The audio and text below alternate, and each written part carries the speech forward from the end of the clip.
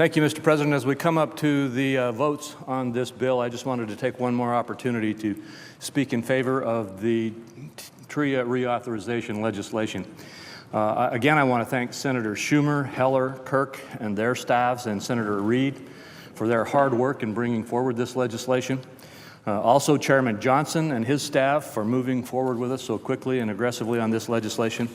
Together, we were able to put together a bill that allows the program to continue to function while increasing the movement toward ultimate taxpayer protection. As I mentioned before, we were able to approve this bill out of committee with a 22-0 unanimous vote.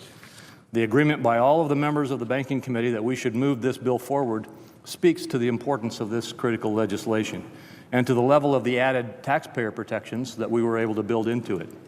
Our bill increases the level of losses that the private sector will absorb before reaching the federal backstop. We do that by increasing the co-insurance level of any company participating in TRIA so that each company will shoulder a greater percentage of the losses. We also increase by $10 billion the level of mandatory post-event recoupment to $37.5 billion, which means that the taxpayer will ultimately recover all TRIA losses except in the most extreme events. This bill will continue a program that reduces our economic vulnerability to terrorism, and I encourage my colleagues to support it.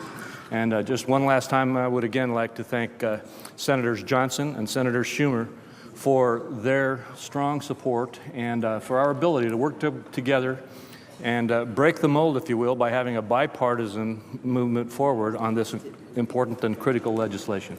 With that, Mr. President, I yield the floor.